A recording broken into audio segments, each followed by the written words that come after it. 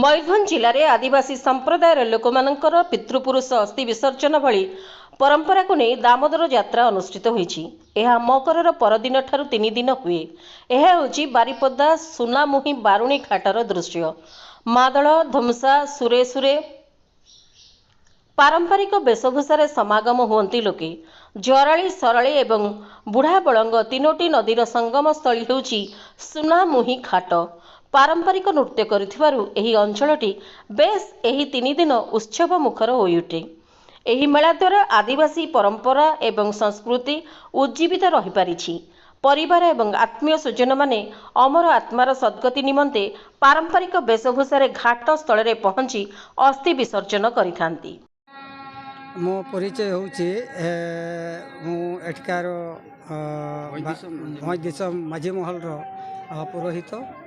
अस्थि विसर्जन जो सोनामुही बारुणी घाटर पुरोहित बारिपदा माझी महल तरफ मु वर्तमान एठारे पुरोहित रहीछु। दीर्घ 1984-85 रु एठी पुरोहित करि आसुछि आ करूछि। एठी अस्थि विसर्जन करा जाए।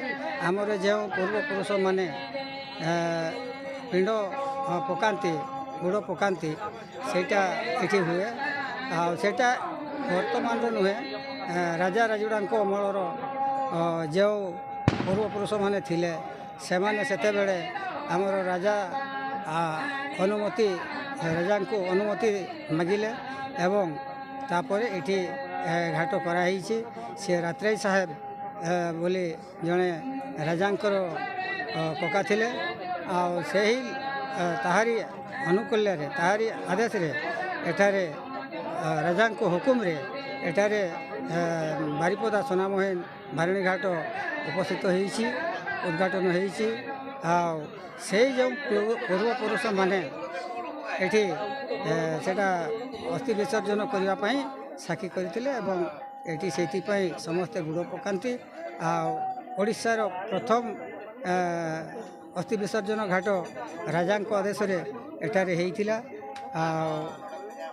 सेति पाई हमर भोज दिसम आरो जतिकी गाँ मुखिया समस्ते एठाको आनती।